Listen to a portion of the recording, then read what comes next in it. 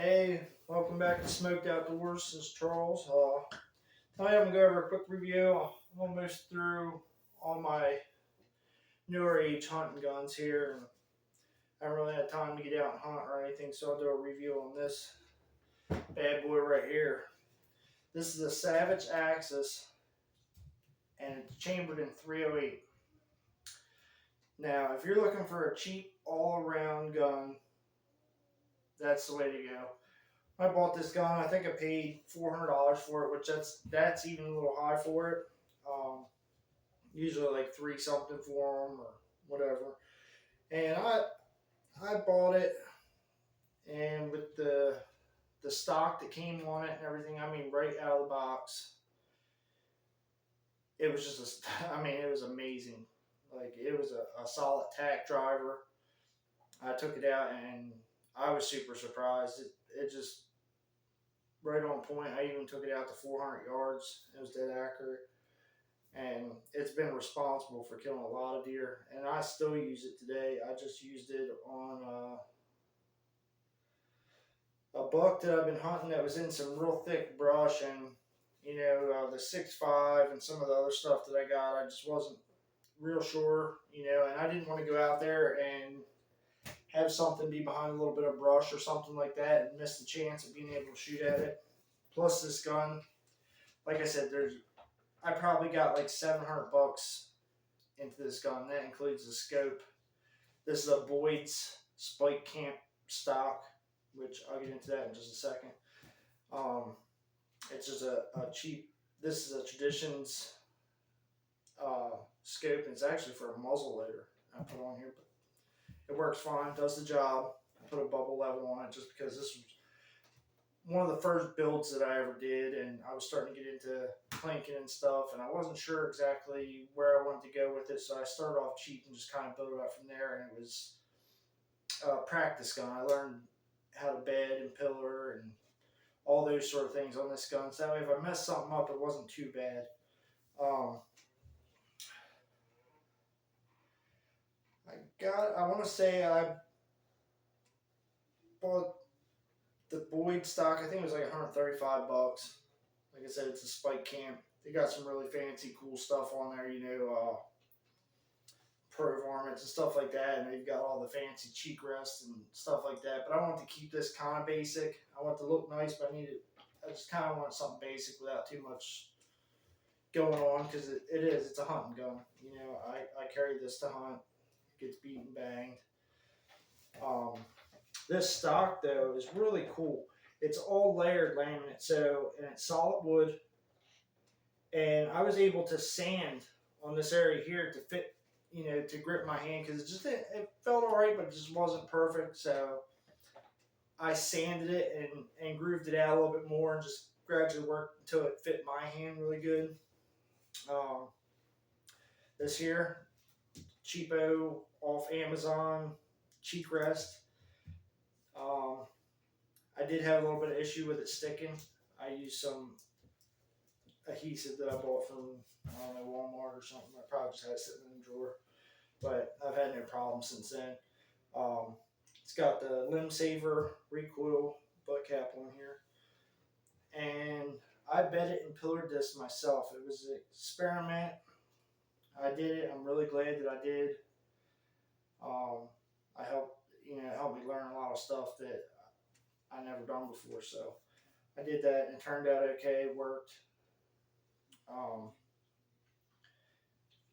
just like anything, uh, some ammo works amazing out of this. Other ammos, not so much.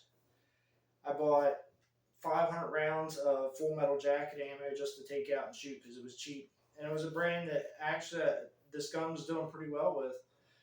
And the last time I took it out, I started to try to blame it on myself because I knew it was a good gun, but it was just way off.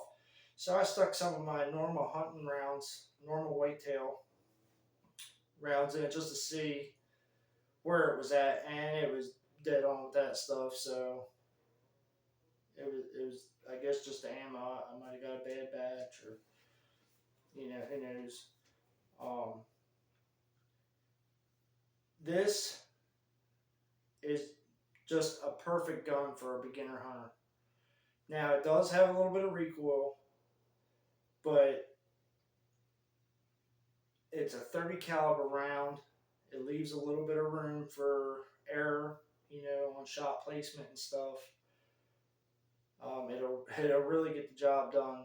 I've took deer at I think 286, or no, it's 268, 268 yard shot with this gun here. Dropped it. Um, if you know how to work your mill dots, your MOAs and stuff, it'll do the job. I wouldn't push it too much past 300 yards or something, just because you lose so much velocity and things. You might not have as good of a shot um, as far as bringing the animal down or causing enough damage to really drop it right away. I don't know. I've never shot anything farther than that, so I can't really speak a whole bunch on it. Um, all around though, great gun for beginners. This gun will be my son's or my daughter's. It'll probably be hers first because she loves all this kinds of stuff. So she's first round pick for my stuff. But if you're looking for something to experiment with, or even just you just don't have a whole lot of money, you want to build a sweet gun that does the trick. Savage Axis, man. I'll tell you what, some of the flaws that I had with this gun is this mag. It's just kind of sort of, it's metal and got like some plastic on it and stuff, and it just kind of, I don't know, it just doesn't feel as smooth as other ones, but it works. It clips right in, and I can't really say anything about that. I really love nice smooth slides and stuff like that, but at the same time, if you really think about it, if you're putting shots where they belong, and you're not really sliding the bolt that much anyway. That's a small portion of hunting. The only time, usually if I shoot something long range, I'll run the bolt real quick just in case there was an error and I need to put another one down range. But everything I've shot with this gun, there's no need to run the bolt on it. It went right down, bang. But the bolt, especially right out of the box, it's a little sticky. Now this, see, it's kind of got this play, and what it does is it'll bind. But if you can shoot it enough to where you can figure out how to do it, it's almost like a gentle touch. It's not bad, But out of the box, it was really sticky, and I just ran it a whole lot of times, put a little bit of oil on it. I did add this bolt handle to it. It's a tactical bolt handle, because the original one that came with it was kind of like just came down as a little ball sort of deal. And it right there where it unlocks the bolt to draw it, it would kind of get, you just didn't have much leverage. So I figured if I put a longer bolt handle on it, it would give more leverage, it would be easier to slide. I would love to tell you where I ordered this from, but I can't remember. It's a really good bolt handle though. And this gun though, if you want my opinion on something that is just an awesome gun to take out and hunt, or you've got a son or a daughter or something like that, like I said, the recoil is a little bit of something, and you probably get the upgraded Savages that have threaded barrels and stuff, like the 110s and stuff like that, but I didn't have any issues with this gun. I did replace the trigger. The trigger out of the box was a little heavy, but it was crisp. It wasn't a bad trigger. But like I said, this was an experiment, and I probably did more than I really needed to do to it, but it was just so I could practice doing some of the things that I wanted to do. So I put a timney trigger on this, and it's got 2 pound draw now. That's what I have it to. And I mean, if you want good triggers, timney. That's the best triggers I've had in any of my guns is timney. I've not had any problems with this. I put it in there, I adjusted it. Nothing's ever came loose. It's the most crisp trigger that I've ever had in any of my guns is these timney triggers, man. They're just really smooth. It's like breaking a piece of glass. Pop, you know.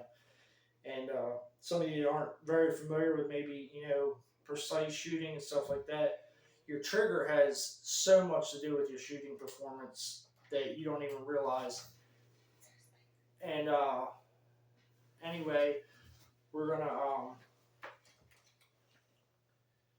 just wrap this up real quick. I just want to do a quick review on all this stuff with this gun. You need a trigger, timney trigger. If you want a cheap gun, that's awesome for hunting or youth or to start with or experiment with or, just to save your budget. Savage Axis, super smooth shooting guns. Um, Something that I see them compared to a lot is the Ruger Americans. They're pretty awesome guns too. I've never shot none, but it's almost basically in the same budget line, same budget build. Some people say they're a little better. It might be. But as far as accuracy, I had no reason to even try anything else with it. So, thank you guys for watching my channel. I'll be back soon with some stuff. And like I said, as soon as I can get some time, man, I got some doe tags I need to fill. And I want to get out there and get some shots on some stuff. All right, thank you very much. God bless. Like and subscribe. Keep coming back. See y'all later.